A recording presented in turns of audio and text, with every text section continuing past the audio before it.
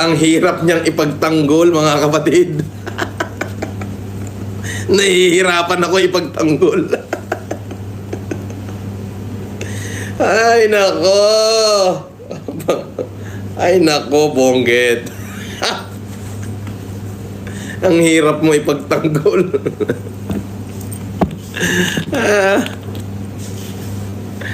Isko. If I will remember my life, since 2007, inikot ko buong Pilipinas para mag-humanitarian, magbigay ng libreng salamin, libreng check-up, libreng wheelchair. Buong Pilipinas. Naaalala ko pa noon, 2013, bumaha sa Pasay. Kaming dalawa ng tiyaheng ko, at saka yung mga anak niya, si Fortuna, Barba, at saka si Chito, si Dino, si Segundo, si RJ. Namigay kami ng bigas sa Pasay nung tinamaan ng monsoon ng Pasay. Ibig sabihin, ang habang panahon, wala akong ginawa sa buhay ko kundi mag-humanitarian, bit-bit ang pangalang Marcos. Ngayon, nahihirapan ako ipagtanggol ka. Grabe. Di ba? Parang ang hirap ipagtanggol, no? Parang nahihirapan lang ako. Bro, mo yun? Diyos ko. Baka naman yung mga nagre-report sa'yo, Mr. President, hindi ka binibigyan ng tunay na report.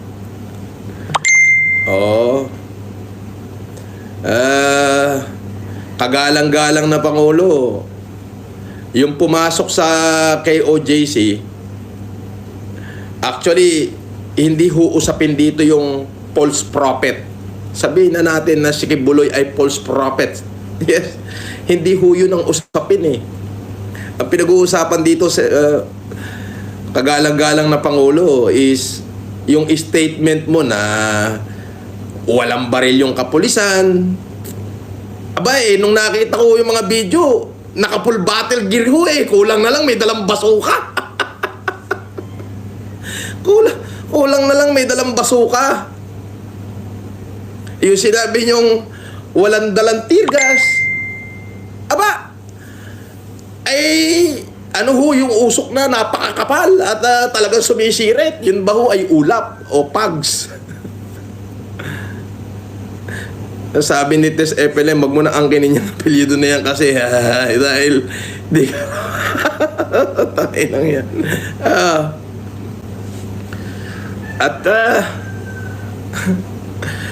Oo, parang nahihirapan akong ipagtanggol ka eh. Diyos ko, buong buhay ko, inikot ko yung buong Pilipinas sa pag-humanitarian, bit-bit yung pangalang Marcos. Alam niyo yun? Pumunta ako ng Maguindanao. Inikot ko yan, yung buong Maguindanao na yan. Nag-humanitarian ako sa Sharif Agwak mismo, sa Sultan Kudarat, sa Sultan Mastura, sa Cotabato City. Pero mo yun? Unfortunately, natalo tayo no, as Vice President yung tinatakbuhan mo. Nagpunta ako ng Lambayong, nagpunta ako ng Tacorong, nagpunta ako ng Lake Cebu, South Cotabato. Diyos ko, alam mo yun? Halos lahat ng bayan sa Mindanao, inikot ko. Para ano? Para mag-humanitarian, bit-bit ang pangalang Marcos. Kinausap ko yung mga MILF. Nakausap ko si Commander Gordon. Kasama ko yung mga doktor ko. Bit-bit ang pangalang Marcos. Pumunta ako ng Palawan, yung halos buong Palawan, Puerto Princesa to Rizal, Palawan. Nag-humanitarian din ako ron, bit-bit ang pangalang Marcos. To let the people know that this humanitarian act is done by us. Nagpunta ako ng Catanduanes noong 2016. Buong probinsya ng Catanduanes, alam ni Governor Buboy Cuba yan, yung 11 bayan sa Catanduanes, binigyan ko lahat ng ng libreng salamin, libreng check-up, libreng wheelchair.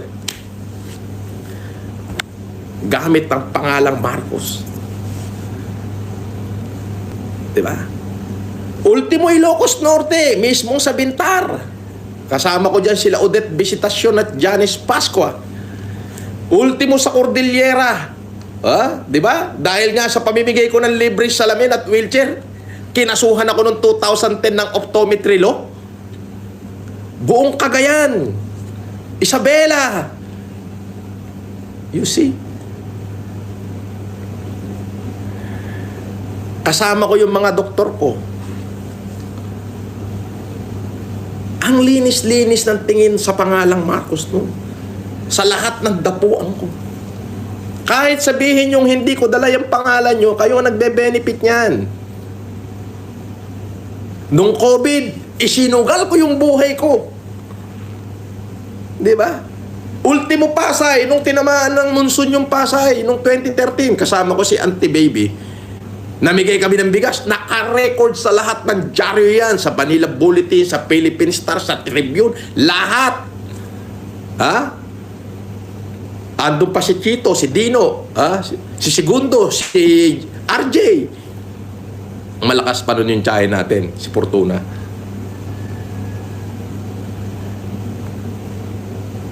Tapos, ngayon parang ang hirap mong ipagtanggol, Mr. President. Ako'y naniniwala na iba ang report, ang nire-report sa'yo, maaari, dahil sa sobrang busy mo at masyadong malaki ang Pilipinas, ay hindi mo na nakikita yung mga actual footage ng mga pangyayari. Bagkus, umaasa ka na lang sa nire-report sa'yo.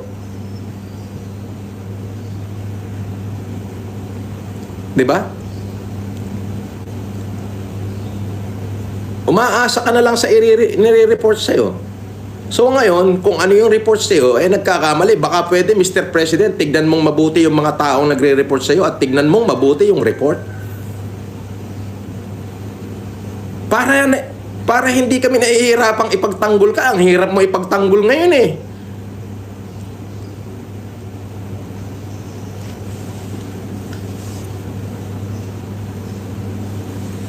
So I decided not to run this election. No? Hindi na ako tatakbo. Parang nanghihinayang lang ako na lahat ng sakripisyo na ginawa ko ay parang nawalan ng saysay. Kasi ang pangit-pangit ang tingin ng tao ngayon. So, you know yung reason bakit sa inyo, mga kapatid ko, mga FLM supporter, hindi na lang ako tatakbo. For you to decide na lang kung sino iboboto nyo. Sana, piliin nyo ho yung alam nyong matinong leader.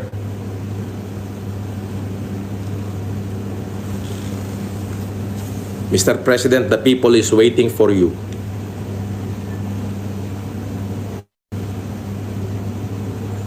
Ayun lang parang yung sa akin, parang nahihirapan lang akong magtanggol ngayon.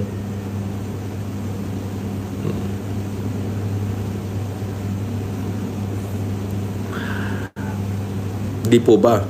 Ay, biruin nyo yan, from 2007, buong Pilipinas, nilibot ko. Inuna ko yung Cavite, Laguna, yan ang inuna namin eh. Calabarzon muna eh, nag-humanitarian. Pagtungtong ng 2009, umakyat ako ng Cordillera. Pota, nagkakaso-kaso ko ron. Kinasuhan ako ng mga optometrist doon. Ng Integrated Association of Philippine Optometry, IPAO. Bakit? Dahil sa pagbibigay ko ng libreng salamin sa mga tao. Oo. And then, nung sa Maynila na kami naman, nagkaroon ng typhoon, malakas na monsoon sa Pasay. Bumaha yung Pasay. Abay, tinawagan ako ng tiyahin ko, ni Fortuna. Sabi niya, mamigay tayo ng bigas dyan. Ayan, nalagay ho sa lahat ng dyaryo yan. Nalagay lahat sa lahat ng dyaryo yan nung September 2013. September 30, 2013. Kasama ko, makikita niyo yung aming tiyahin doon. Namimigay kami ng bigas. Ah. Now, nag-start na, tuloy-tuloy ang humanitarian ko na yan. Nakarating ako ng Kabikulan, dyan sa Catanduanes. Buong Catanduanes yan, ha. Nag-humanitarian ko, nagbigay ng libreng salamin, libreng check-up, wheelchair, sa Kapangang Benguet, sa Cagayan, sa Isabela, Cagayan uli, Isabela, then Palawan, and then Mindanao. Halos buong Mindanao. Eh, yung salamin na dala namin doon, kulang-kulang 1 milyon, mahigit 1 milyon piraso, hindi kulang-kulang. Kompleto ho ng dokumento yan. Ha? Why? Para malaman ng tao that there is the Marcos is really for humanity. Pumutok ang COVID noong 2020. Sinakripisyo ko lahat ng kayamanan ko. Ha? Anong bit-bit kong pangalan? Marcos. Sa totoo lang nung March 14, ito totoo to. March 14, 2020, nung 15 yung lockdown. March 14, 2020, pababa ng 2019. Walang ibang pinag-uusapan nun kundi si Yorme, si Isko. Oo! Diyos ko, alam natin lahat na ang pangalan ni Yorme nun talaga naman boom! Yun na yun. Walang ibang usapin kundi Yorme.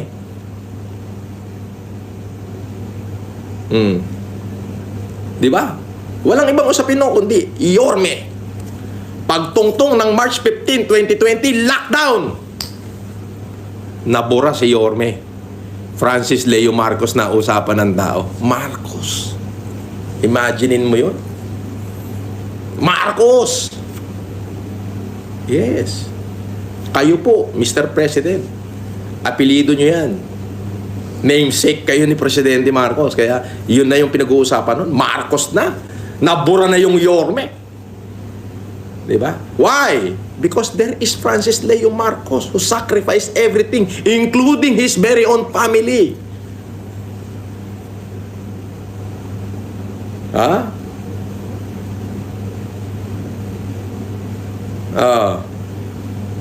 Diba? Including his very own, including my own wife, sinakripisyo ko. Ha? Sino na kinabang? Ako ba? Hindi po. Kayo. Ha? Bakit? Apelido nyo yung apelido ko eh. Ganon ko kayo yung pinaglalaban. Na sana makuha natin yung country of greatness. Oh. Eh ngayon parang nahihirapan ako ipaglabang kayo.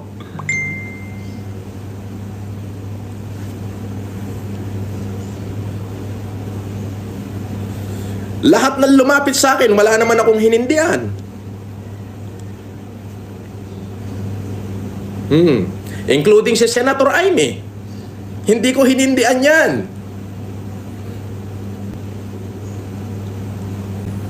Ha? Tapos nung nakulong ako dahil sa pagtulong ko, parang napakasama ko. Di ho ba?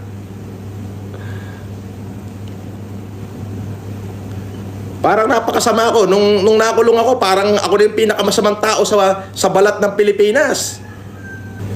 Hindi po ako nanunumbat. Nagkukwento lang ako na kung bakit ngayon parang nahihirapan akong ipagtanggol ka.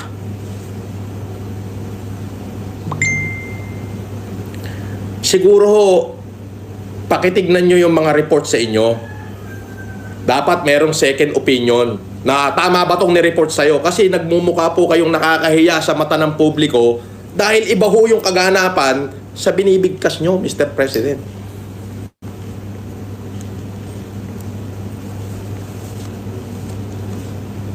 Ang suporta ko po ay nasa inyo. Suporta ng buong pamilya ko at ng buong nasasakupan ko. Na baka ho iba yung nire-report sa inyo. Kaya maaari ho, kagalang-galang na Pangulo, pakitignan nyo ho mabuti, nire-report sa inyo para alam nyo kung ano yung dinideliver nyo sa tao. Gusto ko mang makipagbakbakan ngayon doon sa mga bumabati ko sa inyo, hindi ko ho magawa Di ba? Pero kami kami na sumuporta sa'yo at totoong nagmahal sa'yo, umaasa kami na baka sakali na matignan nyo yung mga nire-report sa inyo mabuti bago nyo i-deliver sa tao. Kasi nahihirapan kami pagtanggol kayo. Yun yung totoo nun. Ang hirap gusto ko mang mura-murahin mula ulo hanggang pa lahat ng bumabati ko sa ating Pangulo parang hindi ko na magawa Di ba? Ang hirap So, ang mga supporter ko nagtatanong na boss, lahat ng FLM family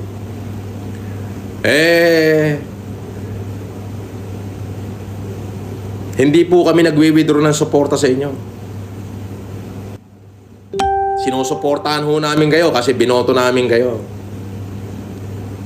Kaya lang baka itong aking salita na to makarating sa inyo na tignan nyo hong mabuti yung nire-report sa inyo ng kapulisan bago nyo ho i-deliver sa taong bayan. Maging maingat ho sana. Kayo naman na nagbibigay ng report sa presidente, maging maingat ho. Bakit? Ang hirap kong ipagtanggol ngayon Napakahirap po Hindi, sinasabi ko lang nagkukwento lang ako nung aking mga ginawa sa buhay na parang noong panahon noon nung ang daling ipagtanggol ng apelidong Marcos. Ngayon parang nahihirapan ako ipagtanggol Pero Mr. President, hindi ho kami nagwi-withdraw ng support.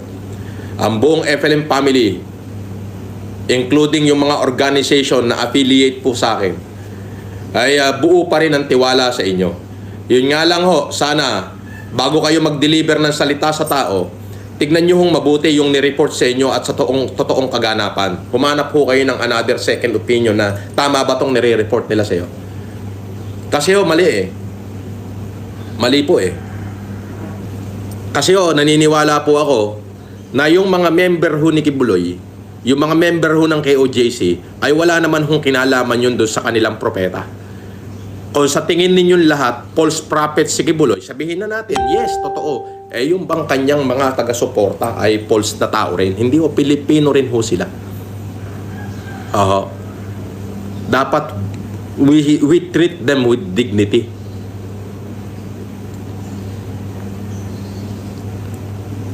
We treat them with dignity.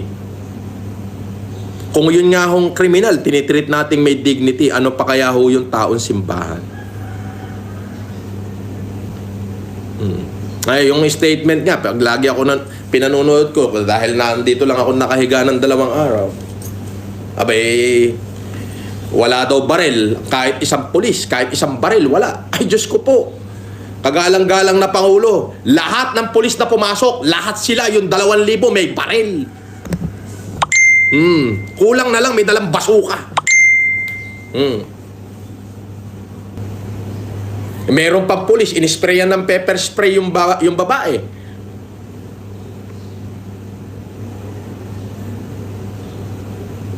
Hindi ko wini-withdraw yung pagtatanggol ko sa inyo.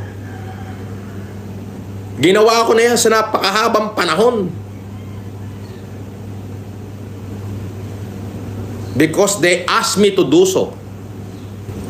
Kaya lang, nahihirapan lang ho ako ipagtanggol kayo ngayon. Yung bumabati ko sa inyo, gusto ko mang upakan ng upakan, hindi ko magawa